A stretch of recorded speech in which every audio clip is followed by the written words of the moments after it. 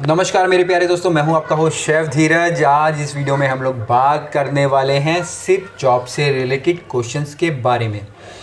सबसे पहले अगर मैं बात करूं, मैंने खुद ही लगभग 7 से 8 साल शिप में जॉब की है। मैंने कई सारी कंपनी में काम किया है, star cruises, Louis cruise line, पुलमंतर cruises और RCCL। इसके अलावा मैंने कई और भी जगह इंटरव्यू दिया, पर मुझे वही कंपनी लास्ट में ठीक लगी, तो मैंने काफ़ी समय तक लास्ट में अपनी जो RCCL कंपनी है, जो कि उस समय पुलमंतर का क्रूज़ थी, उसको RCCL ने ले लिया था, उसको एक्वायर कर लिया था। उसके अंदर ही मैंने अपना काफ़ी समय लास्ट का जो लगभग 5 साल का समय बिताया। उससे पहले मैं स्टार क्रूजेज़ में और लुइस क्रूज़ लाइन में था। तो यहाँ पे समझने और सोचने वाली बात यही है कि मैंने भी कई सारी कंपनीज़ में काम किया, और जैसे जैसे मैंने जंप किया, नई नई कंपनी में ट्राई किया, तो मेरी पोजीशंस भी बढ़ती गई, साथ साथ मेरी सैलरी भी बढ़ती गई। जब मैं स्टार क्रूजेज़ में था तो मेरी सैलरी मात्र $532 थी। जी हाँ, मात्र $532। और मैंने कुक 2 ज्वाइन किया था। कुक 2 मैंने वहाँ पे ज्वाइन किया था स्टार क्रूजेज़ में। अब तो काफ़ी सैलरीज वहाँ पे बढ़ चुकी है। अगर हम $532 की बात करें तो लगभग 30-35 हज़ार कुछ उस समय होते होंगे। 2008 7-8 की आई थिंक मैं ये आई थिंक हाँ ऐसी 7-8 या 2006 करीब कुछ होगा। दूसरा, जो भी आप लोगों के मन में क्वेश्चंस आते हैं सिर्फ जॉब से रिलेटेड, मैं आपको वो थोड़ा यहाँ पे वो भी बताने वाला हूँ। तो मैं क्वेश्चंस अपने ले लेता हूँ।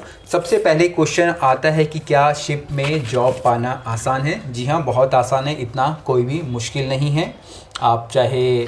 आप चाहे बहुत कम पढ़े लिखे हों, क्योंकि क्वेश्चन इस तरीके से भी आते हैं कि भाई कि क्या मेरी इंग्लिश कमज़ोर है तो क्या मैं शिप में जॉब कर सकता हूँ? जी हाँ, आप शिप में जॉब कर सकते हैं, उसमें कोई प्रॉब्लम नहीं है। आपको जस्ट थोड़ा इम्प्रूवमेंट करना होगा।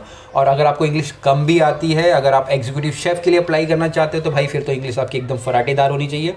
पर अगर आप कॉमी 3 के लिए ज्वाइन कर ले तो नॉर्मल कॉमन इंग्लिश रहेगा। इवन मुझे तो इंग्लिश भी नहीं आती थी जब मैंने ज्वाइन किया था, सिर्फ थोड़ी प्रिपरेशन करी और फिर तैयारियां पूरी हुई और मैं पास हो गया इंटरव्यू में।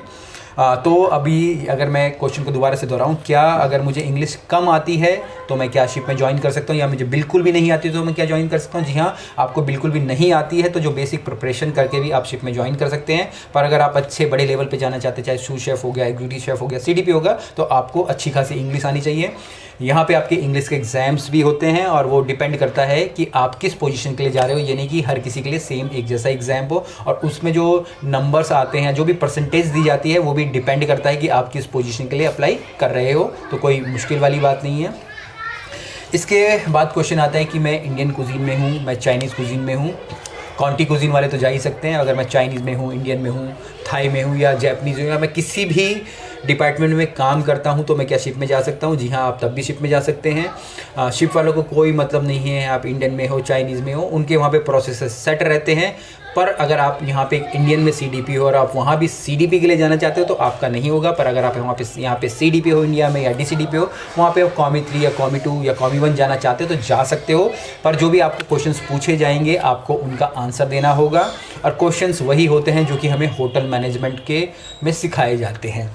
इसके बाद क्वेश्चन आता है कि मुझे मेडिकल में प्रॉब्लम है, मेरा कलर विज़न है, मैं स्पेक्स लगाता हूँ, ये क्या सारी चीज़ें। तो स्पेक्स वाले लोग जा सकते हैं। बाकी कलर विज़न का आपकी जो ब्लाइंडनेस है वो किस लेवल तक की है, जब तक आप टेस्ट नहीं करवा लेंगे वो आपको पता नहीं चलता है। तो जो भी आपको ऐसे बताता है वो गलत है। जब तक आप जब वो आपको मेडिकल के लिए भेजते हैं और आप वही आपको एक्चुअली में करेक्ट वहाँ पर इन्फॉर्मेशन दे पाएंगे।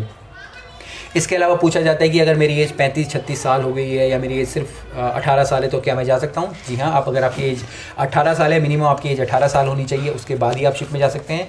आप किसी भी एज पे शिप में ज्वाइन कर सकते हैं, पर वो डिपेंड करता है कि आप किस पोजीशन के लिए अप्लाई कर रहे हैं। अगर आप बोल रहे हैं मेरी एज 40 साल है, आप और कॉमी 3 के लिए जाना चाहते हो तो आपको कोई नहीं लेगा।